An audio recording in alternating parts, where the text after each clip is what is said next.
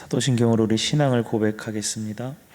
전능하사 천지를 만드신 하나님 아버지를 내가 믿사오며 그 외아들 우리 주 예수 그리스도를 믿사오니 이는 성령으로 잉태하사 동정녀 마리아에게 나시고 본디오 빌라도에게 고난을 받으사 십자가에 못 박혀 죽으시고 장사한 지 사흘 만에 죽은 자 가운데서 다시 살아나시며 하늘에 오르사 전능하신 하나님 우편에 앉아 계시다가 저리로서 산자와 죽은 자를 심판하러 오시리라. 성령을 믿사오며 거룩한 공회와 성도가 서로 교통하는 것과 죄를 사하여 주시는 것과 몸이 다시 사는 것과 영원히 사는 것을 믿사옵나이다. 아멘. 찬송가 278장을 찬송하시겠습니다. 찬송가 278장입니다.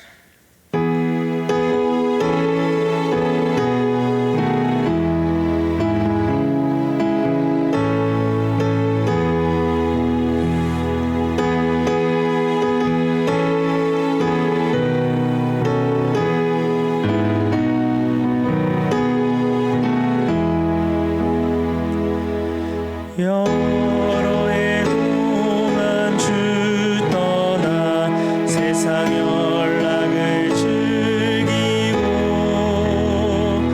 저 흉악한 죄에 빠져서 주 은혜를 잊었네. 오 사랑의 예수님 내 맘을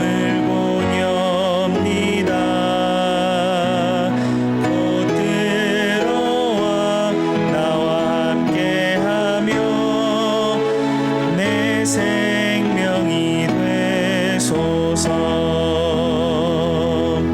죄악에 죽을 인생을 심히 불쌍히 여기사 저 하늘의 영광 버리고 이 세상에 오셨네. 오 사랑의 예수님 내 맘을 보렵니다. 곧 들어와 나와 함께하며 내 생명이 되소서. 홍포를 입은 구주는 가시면류관 쓰시고 저 십자가 높이 달리사 그 아픔을 참았네. 오 사랑의 예수님 내 맘을 보렵니다. 곧 들어와 나와 함께하며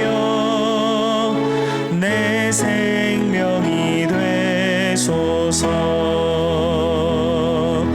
미련한 우리 인생은 주의 공로를 모르고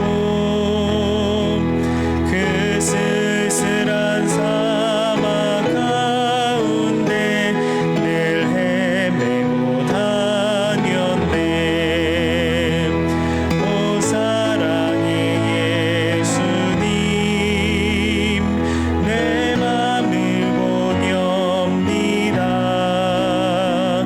곧 들어와 나와 함께하며 내 생명이 되소서. 아멘.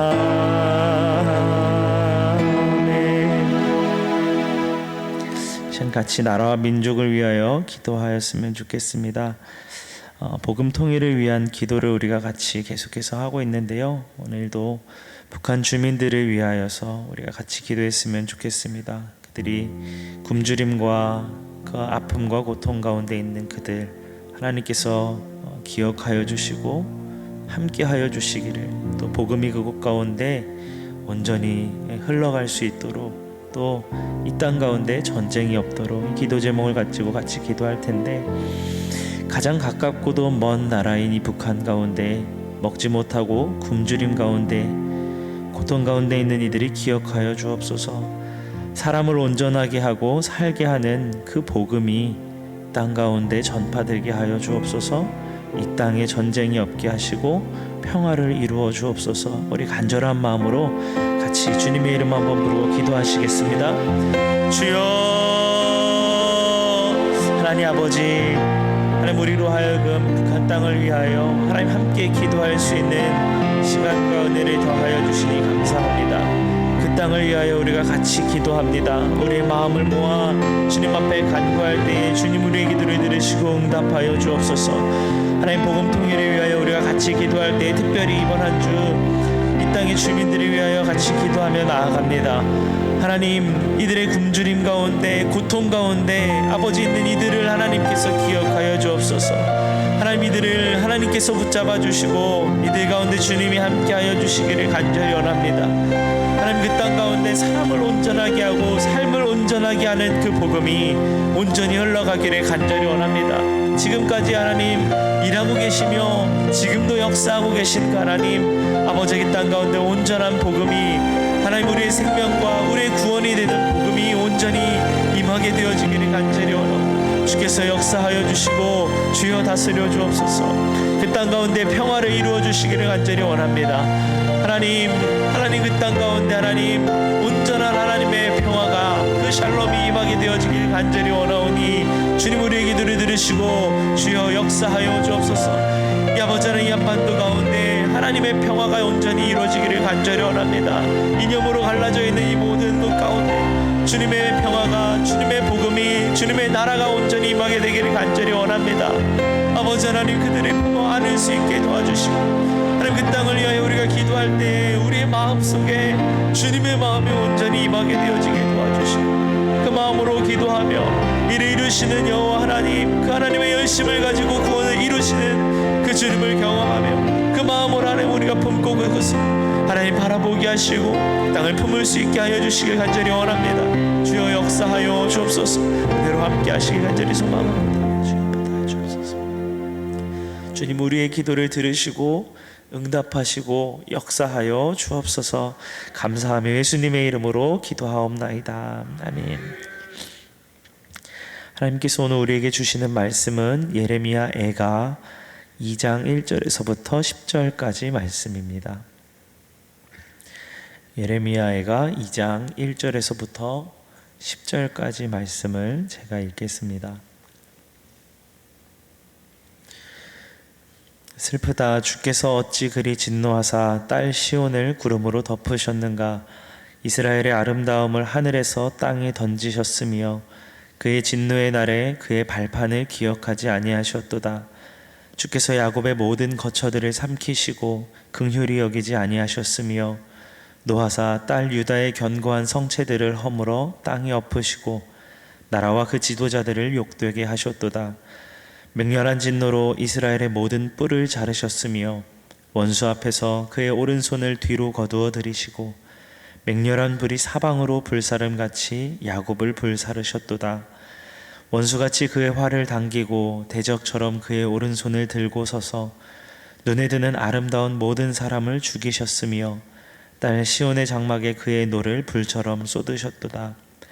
주께서 원수같이 되어 이스라엘을 삼키셨으며 그 모든 궁궐들을 삼키셨고 견고한 성들을 무너뜨리사 딸 유다의 근심과 애통을 더하셨도다. 주께서 그의 초막을 동산처럼 헐어버리시며 그의 절기를 폐하셨도다. 여호와께서 시온에서 절기와 안식일을 잊어버리게 하시며 그가 진노하사 왕과 제사장을 멸시하셨도다. 여호와께서 또 자기 제단을 버리시며 자기 성소를 미워하시며 궁전의 성벽들을 원수의 손에 넘기셨음에 그들이 여호와의 전에서 떠들기를 절기의 날과 같이 하였도다. 여호와께서 딸 시온의 성벽을 헐기로 결심하시고 줄을 띠고 무너뜨리는 일에서 손을 거두지 아니하사 성벽과 성곽으로 통곡하게 하셨음에 그들이 함께 쇠하였도다. 성문이 땅에 묻히며 빗장이 부서져 파괴되고 왕과 지도자들이 율법 없는 이방인들 가운데 있으며 그 성의 선지자들은 여호와의 묵시를 받지 못하는도다.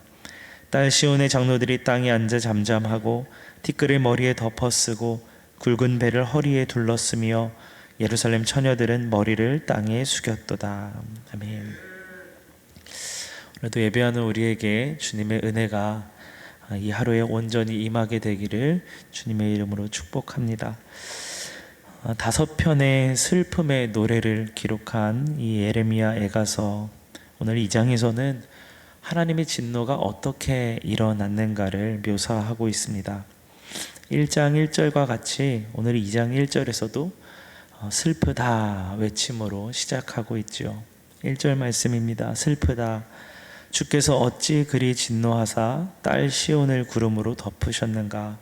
이스라엘의 아름다움을 하늘에서 땅에 던지셨으며 그의 진노의 날에 그의 발판을 기억하지 아니하셨도다. 오늘 우리가 읽은 1절부터의 10절의 단락은요, 어떻게 예루살렘을 하나님께서 그 진노 가운데 구름으로 덮으셨는가를 기록하고 있습니다. 1절부터 3절을 하나님의 무자비한 공격이라고 묘사를 해볼 수가 있고, 4절에서 5절이 대적과 같이 이스라엘을 다루시는 하나님, 6절과 7절은 성전에 대해서, 8절에서 9절은 성벽과 성곽, 성문에 대해서, 9절부터 10절은 지도자들에 대해서 하나님이 어떻게 하셨는가를 기록하고 있습니다. 예루살렘과 그 성전과 성벽, 성문 모든 것이 다 부서진 것을 묘사하고 있습니다. 1절 중반부에 이렇게 기록하고 있죠. 이스라엘의 아름다움을 하늘에서 땅에 던지셨음이여. 이스라엘의 파괴를 나타내고 있습니다.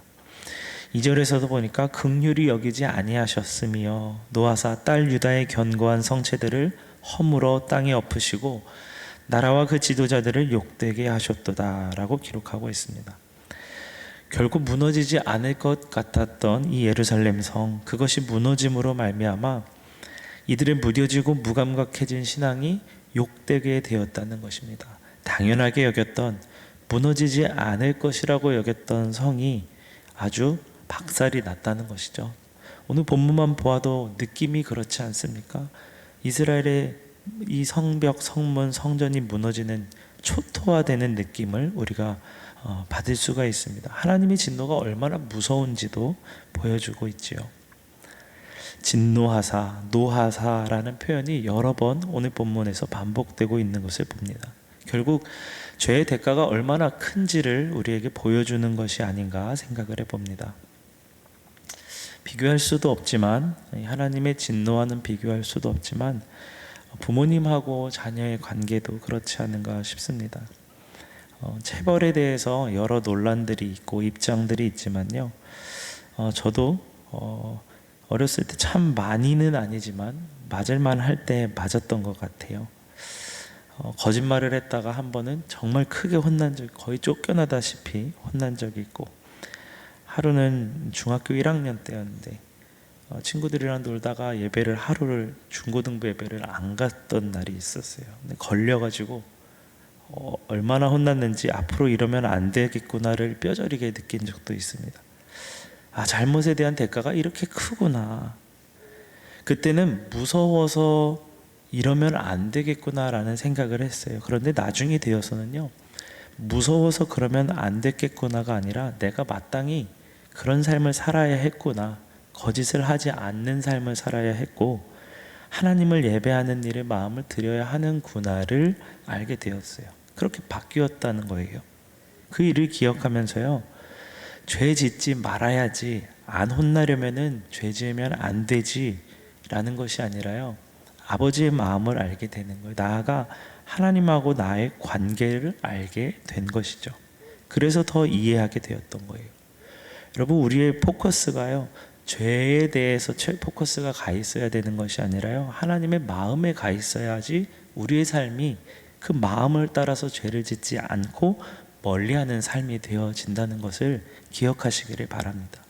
혼나지 않으려고 죄 짓지 말아야지, 이러면 혼날 텐데, 이런 마음이 아니라는 것입니다.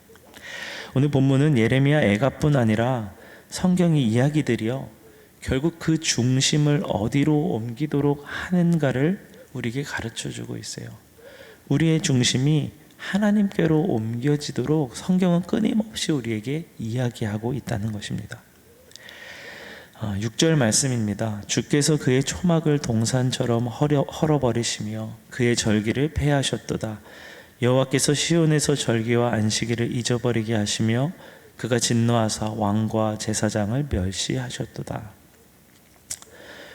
하나님께서 동산을 헐듯이 초막을, 하나님의 성전을 다 헐어버리셨대요. 절기를 다 폐하셨대요. 절기와 안식일을 잊어버리게 하시고 왕과 제사장을 다 멸시하셨다고 기록하고 있습니다. 한번 생각해 보세요. 하나님의 마음이 과연 정말 하나님의 성전을 다 없애버리는 것이 하나님의 마음이었을까요? 하나님을 예배하고 하나님을 기억하는 절기를 만들도록 하신 분이 이거를 폐하면서 아예 이제 쓸모없다, 쓸데없다, 하지 마라, 이게 하나님의 본 마음이셨을까요? 하나님의 본 마음은 이걸 아예 폐해버리는 것이 본 마음은 아니셨을 거예요. 하나님은 이스라엘하고 관계를 아예 끊어버리려고 이렇게 행동을 하신 것일까? 그렇지 않았다는 것입니다. 우리가 지금 이 성경 오늘 본문에 나와 있는 상황을 우리가 살고 있지는 않아서 그렇게 와닿지 않을 수 있지만요, 초토화된 이 상황 속에서요, 이스라엘 백성이 과연 하나님 아버지의 마음을 느낄 수 있었을까? 라는 생각을 해봅니다. 다 무너졌잖아요. 과연 하나님의 마음이라고는 느껴질 수 없는, 하나님이 정말 우리와 관계된 분인가, 우리 아버지신가, 우리의 왕이신가, 이게 느껴질 수 없는 상황과도 같이 펼쳐진 어려운 고통스러운 상황 속에서요, 그런데 아이러니하게 그 상황이 하나님 아버지의 마음을 느낄 수 있는 상황이라는 것입니다. 마치 자녀를 훈계하고 양육하고 체벌을 하면서 동시에 마음이 찢어지는 부모의 마음과 같이요, 같이 아파하는 부모와 같이요. 요즘은 잘 그런 모습을 못 보는 것 같아요. 제가 어렸을 때만 해도 뭐 얼마 되지도 않았는데 빠르게 바뀌어진 것 같은데, 자녀가 잘못하면은 부모님들이 어떻게 합니까? 내가 잘못 키웠다, 네가 나를 때려라. 저희 부모님은 그러시지 않았지만 그런 부모님들이 계셨어요. 회초리를 들고 자녀가 맞을 줄 알았는데 자녀한테 말하는 거죠. 네가 나를 때려라, 내가 널 잘못 키웠다. 그 이야기를 들었을 때 자녀 중에 누가 아싸 내가 안 맞는다 하고서 엄마 아빠를 막 때리는 자녀가 어디 있겠어요? 잘못했어요, 이렇게 하겠죠. 오늘 본문에 나오는 이 충격적이고 비통하고 비참한 사건, 상상도 못한 일들, 이스라엘 백성들은요, 오랜 시간 괜찮다고 생각하며 살아왔어요. 과연 우리가 문제가 있겠나 싶었던 마음을 가지고 살았을 것입니다. 그런데 이게 다 무너져 버린 거예요. 물론 바벨론에 의하여서 망했지만 아마 이들의 마음속에는 이제 다 끝났다, 망했다, 이 무서운 진노 앞에서 다 끝나버렸다 라고 생각했는지 모르겠어요. 그런데 오늘 본문, 하나님은 끝나버렸다라고 말하고자 함이 아니었다라는 것입니다. 다시 회복을 위한 것이었죠. 이 무너지고 부서진 것이 하나님을 기억하도록 만들었다는 것입니다. 자연스럽게 단순히 그냥 이웃 나라의 공격을 통하여서 이스라엘이 부서진 것이 아니었습니다.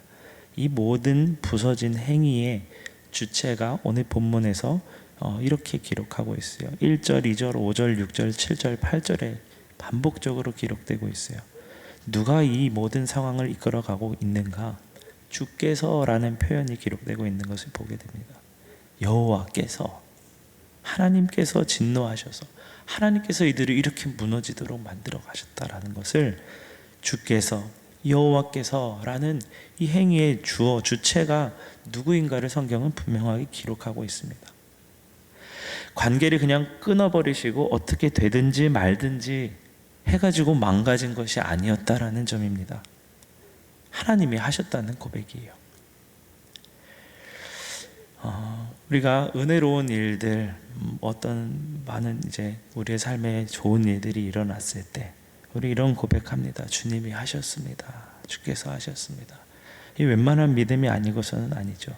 그런데 오늘 본문과도 같은 상황 속에서 과연 우리는 이 고백을 할 수 있냐는 거예요. 주께서 하셨습니다.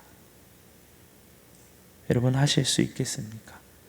내 삶의 고통과 고난이 막 겹쳐오고 닥쳐온 너무 힘든 이 상황 속에서, 그 상황 속에서도 앞서 말씀드린 대로요, 그 상황 속에 아이러니하게 하나님의 마음을 알게 된다는 거예요. 주님이 하셨습니다.